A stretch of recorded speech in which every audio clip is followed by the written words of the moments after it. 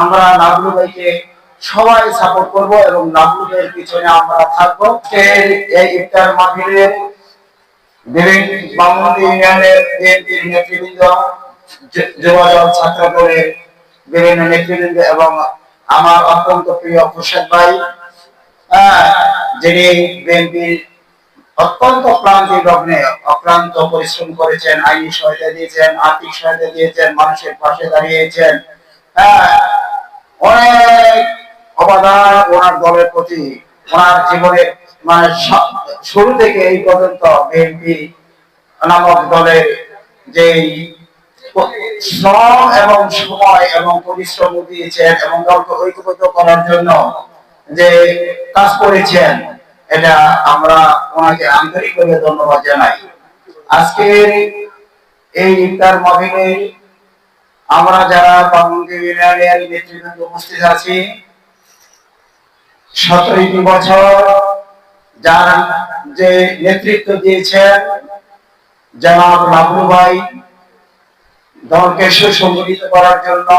কারণ বিএনপি হলো সাধারণ মানুষের একটি মেহনতি মানুষের শ্রমিক ভাইদের সাধারণ মানুষের একটি দল। এই দলকে সামনে এগিয়ে নেওয়ার জন্য লাভলুর অবদান ছিল অত্যন্ত গুরুত্বপূর্ণ, কার্যকর।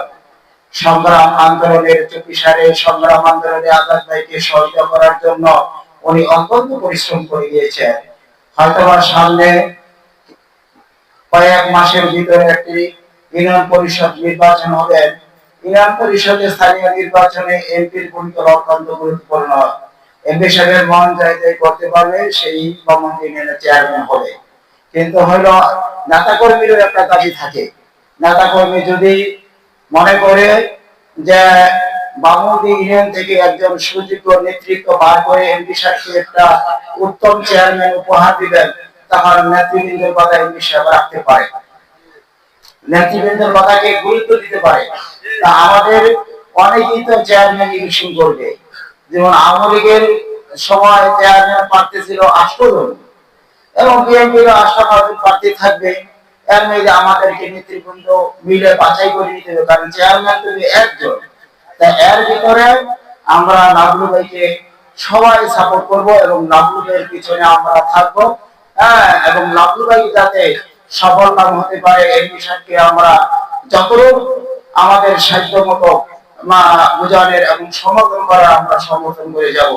যেহেতু ইত্যাদি সময় হয়েছে, আমার আর কথা বলতে চাই না, এই বলে আমার বক্তব্য শেষ করছি। এখন